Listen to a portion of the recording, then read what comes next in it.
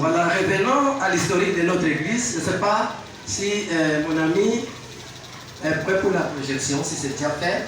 Donc vous allez lire et moi j'ai lu. Vous savez, ce n'est pas facile de reconstituer le passé, bien qu'on peut être historien.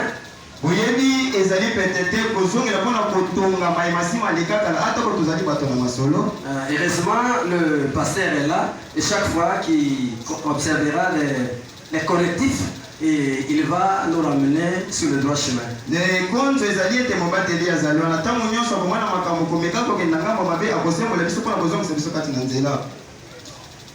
Bien, cela est. Il arrive dans la vie qu'un homme pose des actes sciemment, inconsciemment. Et comme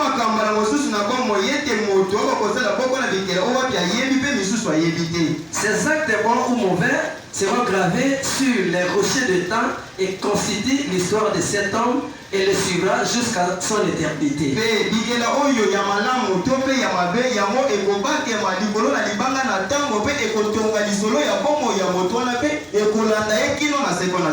Car les souvenirs résistent victorieusement à l'usure des temps.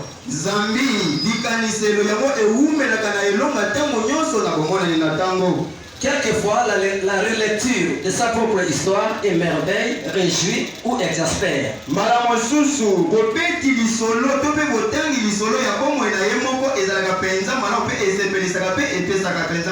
C'est comme pour dire qu'à la lumière de ces lignes introductives, nous ne pouvons jamais nous permettre de retracer l'aperçu historique de cette église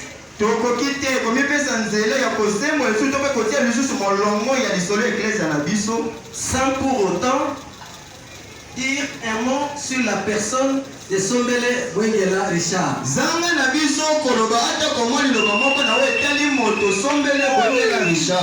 Qui d'ailleurs en est le pasteur fondateur. Et la nuit de temps de cette communauté qui festoie en ces jours, c'est 24 ans d'existence. N'est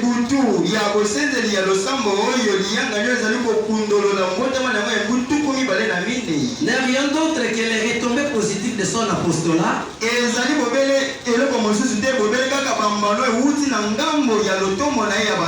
Voué à des sacrifices et de son abnégation inconditionnelle aux affaires du Père.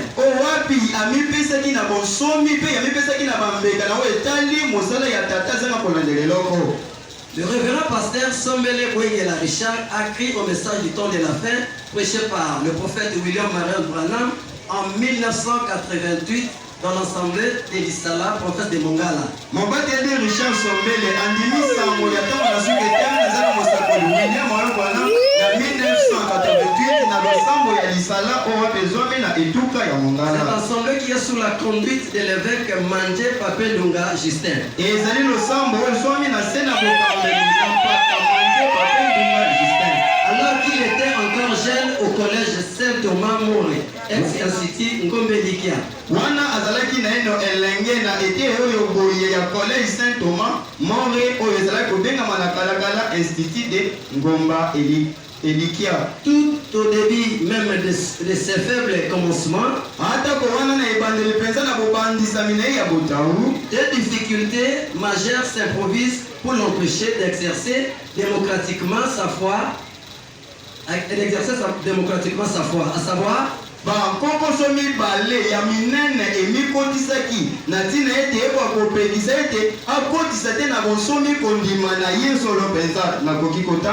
étant élève dans une école d'obédience catholique,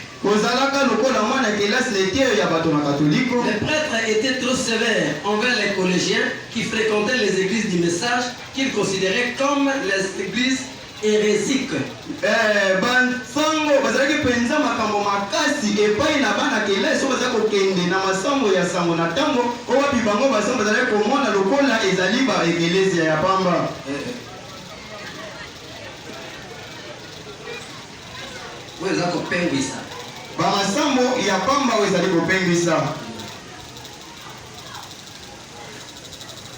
Et l'unique punition réservé aux désobéissants n'était que le renvoi définitif de l'école. bopesa mimoko to pe etumbu kaka moko bazalaki kopesa na mwana nyonso akelasi ozalaki kozanga botosi ezalaki kobele babengana ye libela na En second lieu, le caractère rigide de son défunt père biologique qui ne voulait jamais que son fils puisse croire à ces messages. eloko ya mibale ezaleli ya tata ya lolenge ya makasi oyo wapi azalaki koboya ete mwana na ye akoka kokota kondima kati na sango oyo. Face à la conjonction de ces deux obstacles, na kokutana ya makama oyo boye mibale, il était dans les capacités d'exercer en toute liberté sa foi. ye azalaki na makoki te ya kokotisa penza na bonsomi nyonso kondima na ye. Ainsi, il opte pour la clandestinité, c'est-à-dire aller écouter le message à l'insu de son père et des prêtres. Pe nde na boye akataki ntina na komibendela ntina ete akende kolanda sango oyo to mpe koyoka sango na mosika ya tata na ye mpe basango. Aux environs des années 1989, son père, alors chef du personnel adjoint à la société commerciale et industrielle Bemba, en sigle Sibezaï à l'époque, tata na ye azalaki mokonzi kuna na société commerciale et industrielle Bemba na sigle oyo babengi SCI à Karawa, Natango wana kuna na Kawara sera promu chef du personnel titulaire et mité à Guémena. Peye aponama balakaki te ya kokoma mokonzi kuna na mboka na Guémena. Il amènera par cette occasion toute sa famille. Nde nanzana libako yo tata na sombele amemi libota na ye mobimba. C'est là qu'en 1991, le 22 décembre, que le révérend pasteur sera baptisé par frère Mungeli dans l'ensemble de Guémena à l'époque du révérend pasteur Ngala. Ezali na mobuya 1991 azwaki libatisi na ye na losambo ya Guémena na ntango wana na mobateli pasteur Ngala. C'est ce même jour de son baptême qu'il se verra chassé de la maison familiale par son père sans aucune forme de procès. Nde na ntina na mokolo kaka ye azwaki libatisi nde amikutaki ete babengani ye na kati ya ndako epai ya tata na ye zanga likambo ezomona na polele bakokobengani na moto. Non seulement chassé de la maison, gobele kaka te ete babenganaki na ndako, il perdra également tous les avantages naturels qu'un fils légitime jouit de son père. ye abungisaki makoki nyonso na mobeko wapi mwana obotemi na zala mibeko akokozwa wuta na tata na ye. Pour ne citer que les frais de scolarisation. wana soki tokokotanga bobele mpona misolo bakokofuta na kelasi. En 1993, se sentant délaissé par son père à cause de l'évangile, amiyokaki ete tata na ye asundolaki na ntina na wetalisanga malamu, il décide de regagner la capitale pour s'effrayer son chemin comme tout jeune garçon. akataki ntina ete akwa kozonga na engumba na ntina ete amikelela nzela na ye moko lokola elenge mobali. Son chemin dans le désert de la vie.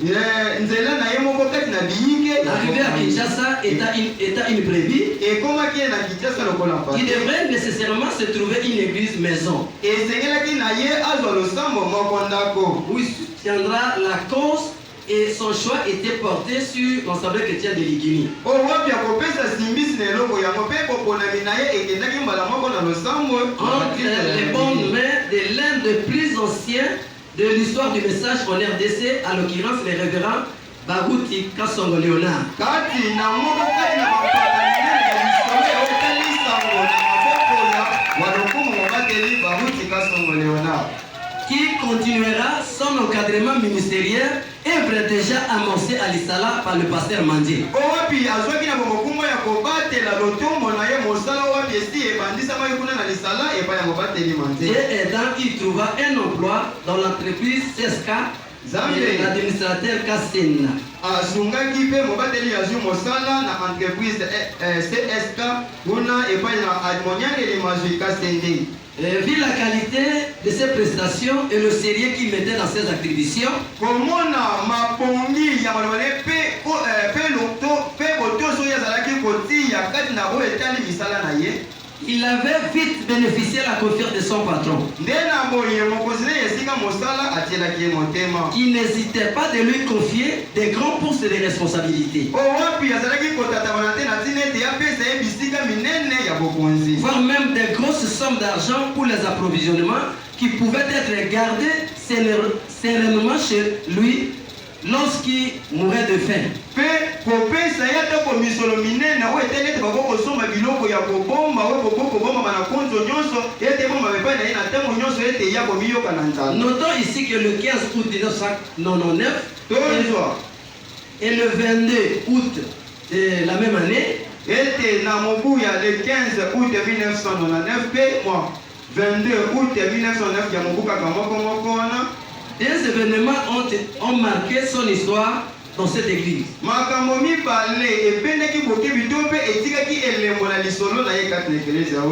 savoir la consécration de son mariage et son ordination au ministère.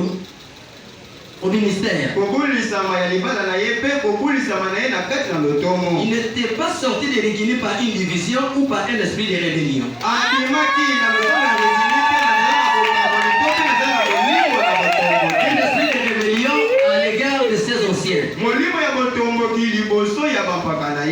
Plutôt qu'à la suite d'une exigence céleste qui lui avait obligé de s'occuper entièrement d'une petite œuvre qu'il venait de commencer.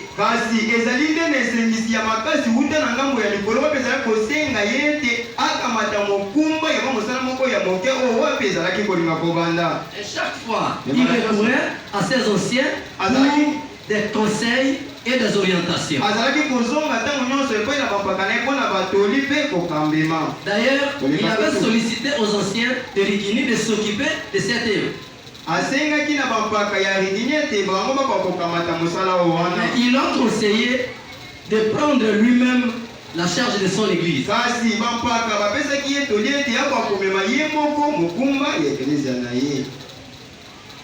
Bien, et passons à la date. Ici, on a fini avec l'avis de notre évêque. Je profite de cette occasion. Quand on était encore des jeunes brebis, il y avait un jour, quand j'étais directeur de l'écodune, j'avais donné le rapport. Et j'avais dit, bon, l'évêque, j'avais appelé l'évêque. À ce moment-là, on était encore à l'ESA. On n'avait pas la connaissance que nous avons aujourd'hui.